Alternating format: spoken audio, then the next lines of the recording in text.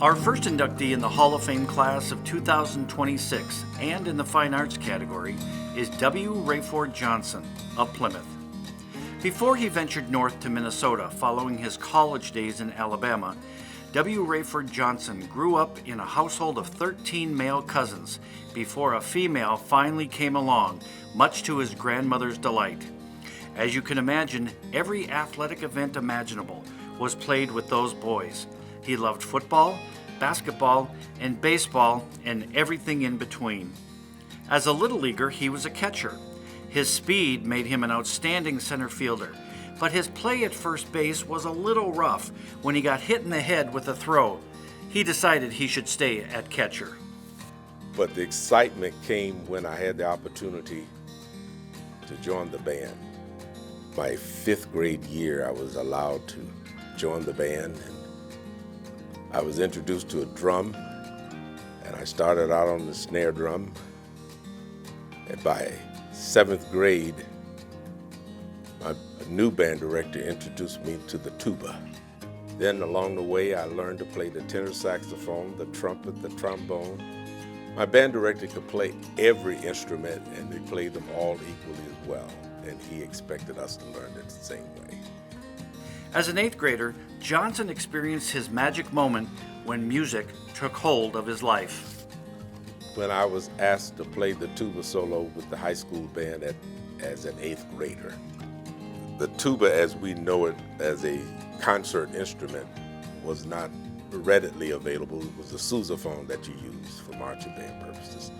So here I am, an 8th grader, standing in front of the band with a sousaphone playing, an instrument perhaps as large or twice my size, but and producing the kind of sound that was necessary to project over the band. It was quite exciting. During his college studies at Alabama State University, Johnson felt a calling to pursue music therapy during his master's courses at Florida State. But a determined individual from Minnesota finally persuaded him that the St. Paul Public Schools needed him to introduce the students in the city of St. Paul to the wonderful world of music. Mrs. Mabel Cason represented the St. Paul Public Schools, and her orders were to find an African-American band director. She scoured the nation and began a 2-year recruitment of Johnson that began in 1968. She took me into the ballroom, and there were a lot of chairs, and there was a table with 2 chairs, and she said, "You and I will be seated here. You take this seat, and I'll sit here when I come back." So she came back in and got everybody's attention, and she said, "Ladies, let us start. We all know why we're here." The first person to take the microphone was Miss Billy Carter. She's the grandmother of the mayor of St. Paul, Melvin Carter. Okay. Miss Carter said, "Mr. Johnson, I know you're wondering why you're here." Now, no one has told me up to this point why I'm here. She said, I know you're wondering why you're here. And I said, "Yes, I am." Miss Cason said, "Just be quiet and listen." Okay. Miss Carter said, "I'm going to tell you." She said, "I have 2 sons who are musicians out of my 5 children. And the reason you're here, based on what Miss Cason has told us, you are the best candidate that she could find in the country to come and teach our children." So it started at 7 o'clock. I'm making a mark every time someone spoke. 12:15 a.m., the last person spoke. 250 women. Once that was over, on our way home, Mrs. Cason pulled the car over. She said, "So, young man, what is your decision?" Johnson happily accepted and began a music education career in St. Paul that would span 37 years.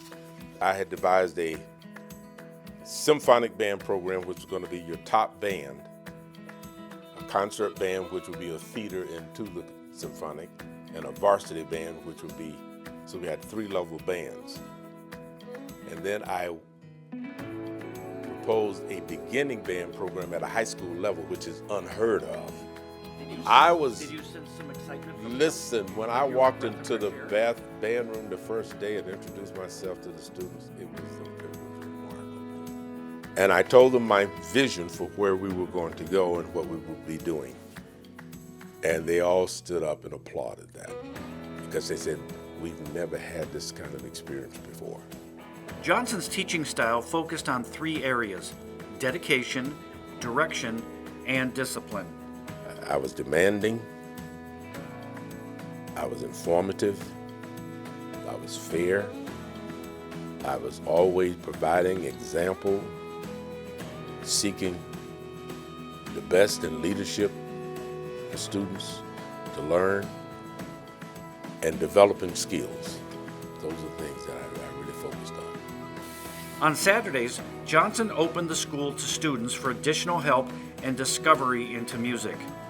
When students from the west side of the Mississippi River heard of the Saturday offerings, they asked if they could also attend. They got a chance to hear what my expectations were from professional musicians. And I would take time to explain to them what they were hearing and what they should, how they would execute what they were hearing. And that was the greatest part of their development. Every day when I am in public, I encounter one of the former students, or I get a letter or a phone call. That's the indicator to me as to the effect that I had on them. Nearly 2 decades after retiring from the high school educational setting, Johnson remains very active in numerous performing ensembles. I'm with the Minnesota State Band, which is the only state band in the country, founded in 1898. And I'm with the Plymouth Concert Band, which is in the community where I live. I'm with the Golden Valley Orchestra, the St. Anthony Orchestra. I'm with a group called Low Brass Magic, 3 trombones and a tuba. It's a new group we started last year.